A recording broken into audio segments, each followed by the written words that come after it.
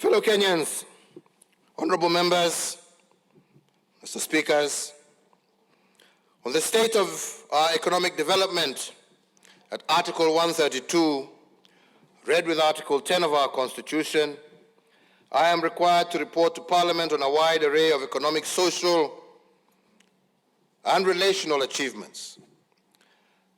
I call the sum total of these achievements our economic development. Honorable members, economic development is not about intentions and activities. It is about results. It is not about the volume of what we did. It is about the impact of what we achieved. In other words, economic development is the measure of the tangible, positive transformation of the well-being and the quality of life of our people. During this year's reporting, I will focus on 4 areas of primary thrust and situate the 4 areas within the broad framework of the Big Four. And I must mention at the onset that the Big Four is not a project, as many think of it. The Big Four is an economic development strategy or framework which I have used to organize government delivery and to answer the question why in terms of the selection of the priority areas that we are working on. The philosophy of the Big Four is anchored in 4 intentions which we have pursued relentlessly this year despite the problem of COVID-19. The first one is liberating our urban poor from the poverty of dignity caused by poor housing and inadequate services. The second is transitioning our young people from being earners of wages to owners of capital.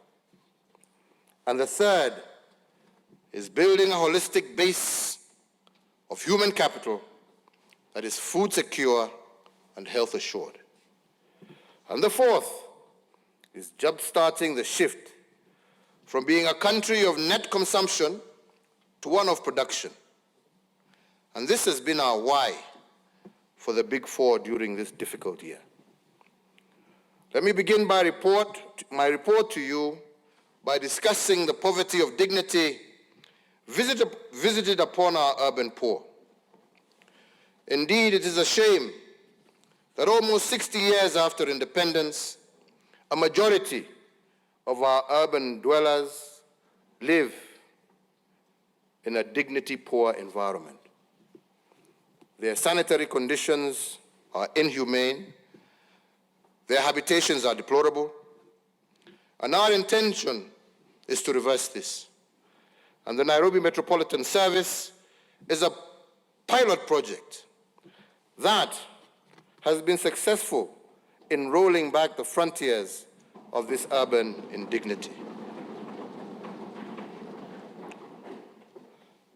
The other intervention we have engaged in is that of affordable housing under the Big Four.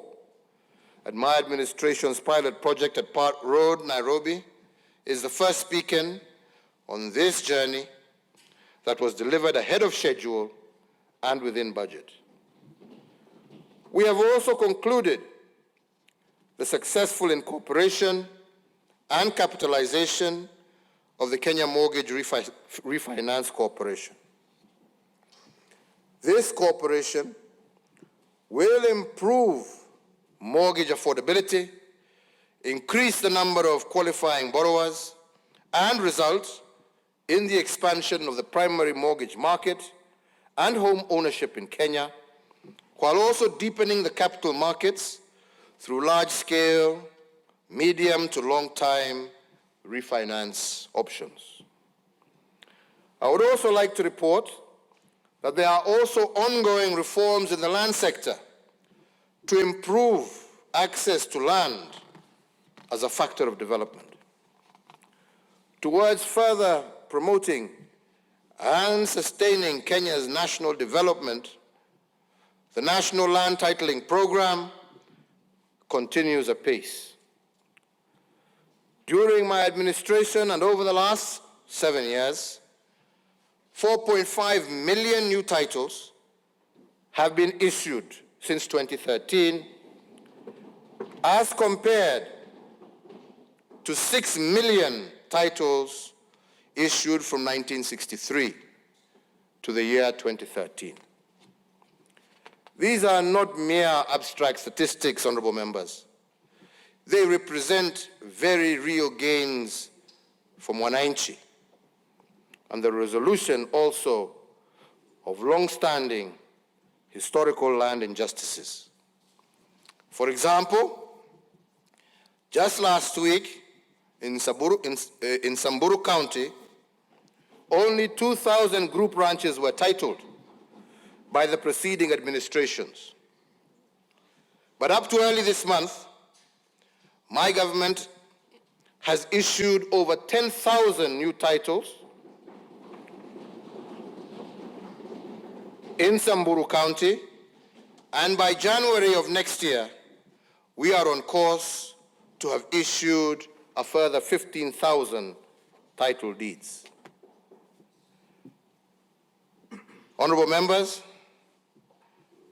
just over a month ago, I also issued a further 2,000 titles here in Embakasi Ranching in Nairobi, whose combined value to the owners is approximately 6 billion Kenya shillings in the hands of our people today. So, honorable members, to restore fully the sanctity of title, we are also digitizing all the land records across the Republic. This national endeavor is anchored under the National Land Information Management System, and this system is designed to enhance security of land records, improve accessibility, and also dramatically reduce the cost of land transactions. I call on all stakeholders, and in particular the Law Society of Kenya, to embrace and support this positive transformation that removes land information management in Kenya from its current 19th century system and standards to those that are more appropriate to the 21st century. Other reforms in this sector include the formulation of the Sectional Properties Bill to bring legal clarity to the ownership of sectional properties. The bill is in its final stages before introduction to this esteemed House. My prayer to you, honorable members, is that we may pass this bill that will allow millions of Kenyans access mortgage and credit for their apartments and smaller dwellings, and to create greater equity for all our people. Honorable members, let me underscore that eradicating the poverty of dignity is not just about securing tenure and dignified habitations. The poverty of youth dignity is also one of the areas that we have focused on. Youth pessimism and fatalism can also be turned to patriotism. If youth are liberated from the poverty of dignity, we have worked hard to give youth self-esteem and a sense of purpose. And we have done this because dignity comes from self-reliance and a sense of contributing to society. If the youth are given a sense of national importance, they will own the country and guard it jealously as active shareholders. Initiatives such as contracting youth artisans as suppliers to the Big Four projects is a visible example of this approach. The second intention under the Big Four during this report period has been about young people. My government's objective has been to shift our young people from being earners of wage to owners of capital. We have modeled this through engaging them in collective action. As we seek to grow our industries and create jobs in the manufacturing sector, we must of necessity have the manpower with requisite skills to match the needs of industry. Majority of the skills required are with respect to blue-collar jobs.